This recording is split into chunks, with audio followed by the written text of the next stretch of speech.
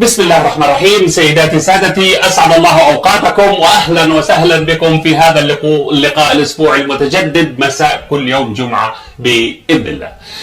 في اليوم بدي أتحدث عن حدثين مهمين وتصريحين أكثر أهمية. يعني أنا توقعت في الحكي عن العام، توقعاتي للعام بأنه هذا العام يكون حقيقة ساخن جدا ويكون متفجر، وأنه المنطقة العربية حتكون هي أحد اللي هي أماكن التفجير الرئيسية، لكن أجأت الأحداث وبسرعة أكثر ما توقعت حقيقة. يعني حدثين خلينا نلت ونرجع. الحدثين الأول كان اللي هو انعقاد القمة السداسية في أبو ظبي بحضور 4 دول خليجية اللي هي الإمارات الدولة المضيفة وسلطنة عمان والبحرين وقطر، ومعهم الأردن ومصر. الأمر الثاني هو زيارة جيك سوليفان اللي هو مستشار الأمن القومي الأمريكي المفاجئة للمنطقة، وزيارته للأرض المحتلة على القدس المحتلة وعلى تل أبيب، وأيضا كمان اللي هو لقائه مع الرئيس الفلسطيني والتخطيط لحرب قادمة ضد إيران. في الآن هاي بمهد لزيارة نتنياهو إلى واشنطن.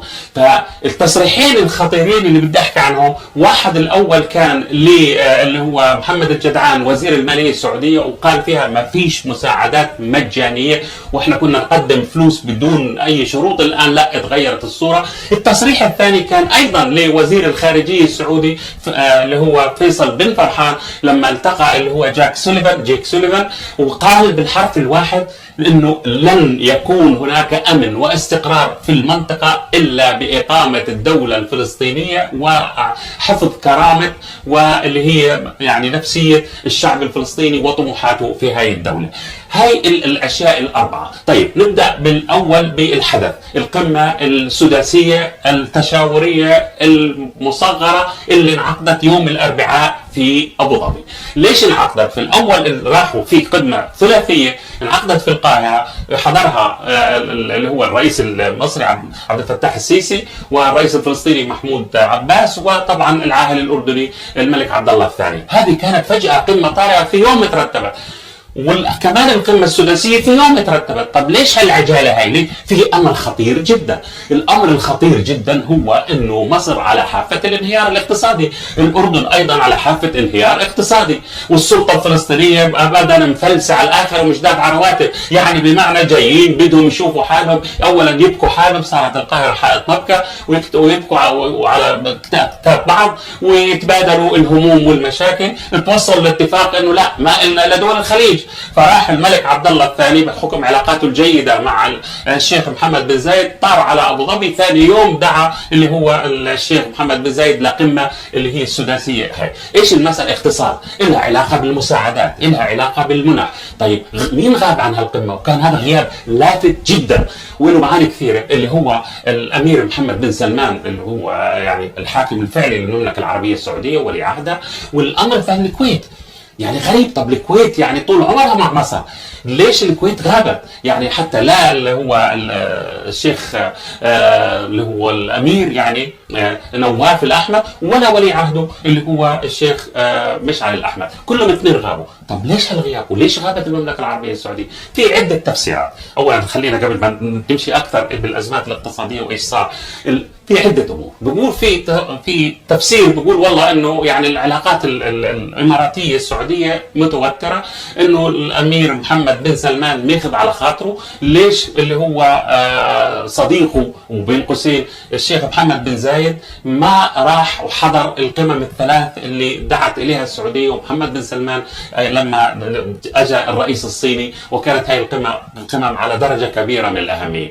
الأمر الثاني في بقول لك لا، في خلافات بين الإمارات والسعودية في الملف اليمني على وجه التحديد. يعني بمعنى أنه الامارات هي اللي لها الكلمه العليا في جنوب اليمن، واصبحت يعني هي تتصرف بشكل مستقل عن المملكه العربيه السعوديه. هي تسريبات اللي بقول انا، مش انا اللي بقول. الامر الثاني انه في خلاف على حضرموت. المملكه العربيه السعوديه من زمان، وانا حكى لي الرئيس علي عبد الله صالح رحمه الله، قال لي انه السعوديه كانت تضغط علينا، بدها حضرموت تكون هي ممر لانبوب نفط سعودي الى البحار المفتوحه الى بحر العرب، ويكون بعيد عن مضيق هرمز وبعيد بعيد عن اللي هو مضيق باب المندب، يعني عشان لو صارت حروب او حاجه ما تتاثر الصادرات السعوديه. الان في روايه جديده تقول انه لا، السعوديه انه عندها حضاره كثار، وهذول كلهم مليونيرات وشاطرين، انه هؤلاء بدهم يعملوا دوله مستقله لا عن الجنوب وعن الشمال، ويعملوا دولتهم الخاصه فيهم. هاي كمان السعوديه اللي من اسباب الخلافه، لا الامارات بتقول لك لا، احنا بدنا كل الجنوب يستقل وينفصل عن الشمال، هيك التقارير بتقول. طيب ليش الكويت ما راحت؟ الكويت ما راحت في ازمه، الازمه صامته بين السعوديه بين الكويت وبين مصر، تتعلق بالعماله المصريه. الكويت بدات ترحل كثير من العماله المصريه الزائده، او بين قوسين الزائده اللي بيحكوا عنها. فيعني في حوالي اكثر من 2000 او 3000 واحد بيترحلوا يوميا بطرق يعني هيك هاديه وسلسه وكل حاجه. الامر الثاني انه مجلس الشورى او مجلس الامه الكويتي البرلمان اصدر قرار انه ممنوع الحكومه تقدم اي مساعدات لمصر، اذا في مساعدات احنا اولى فيها. هذا يعني وهذا قرار برلماني، فربما هاي السبب اللي الكويت ما حضرت، لانه اذا حضرت بدها تلتزم اذا في قرارات بتقديم مساعدات ومنح لمصر ولا الاردن، فقال لك لا، ابعد عن الشر وغني له. فهاي اللي بيصير بالنسبه لهاي مسائل مهمه جدا في الامر. طيب العلاقات السعوديه المصريه متوتره، احنا يعني الان بنشوف، احنا بنتابع وسائل التواصل الاجتماعي بدات في هجمات متبادله بين الجانبين. مثلا شفنا عمرو اديب اللي هو مقرب من السعوديه وبيعمل برنامج في MBC مصر يومي، وبعدين فجاه تعرض لحمله شرسه جدا من الاعلام المصري الموالي للدوله، واتهموه بانه هو عميل سعودي. هذه الامر الثاني انه اكسوس اللي هي موقع امريكي مهم جدا حكى بانه السعوديه غاضبه لسبب بسيط، لانه مصر اوقفت اللي هو نقل السياده لجزر الصنافير والتيران للسعوديه، والان لا، اوقفوا اجراءات هاي النقل، هذه السياده عودتها للسعوديه زي ما اتفقوا الرئيس السيسي مع الملك سلمان بن عبد العزيز. على اي حال، ففي هاي مشكله كبيره حقيقه في الامر. الخطوره في الامر انه هاي الدول يعني رايحه، ليش رايح مثلا الرئيس عبد الفتاح السيسي وليش رايح الملك عبد الله؟ رايحين بدهم مساعدات، بس انتم لاحظوا حاجه واحده، انه الدول اللي تبعت مع اسرائيل هي الان اللي في حاله ضياع. طبعا نستثني دوله الامارات، يعني البحرين الان دينها العام وصل 20 مليار دولار وبدها مساعدات، الاردن حالها بالوين، حتى الوصايه الهاشميه اخذوها منها، والسفير الاردني ما قدرش يزور الاقصى، واحد شرطي اسرائيلي او جندي اسرائيلي رد ودفش المرافقين وقال لهم ممنوع تدخلوا.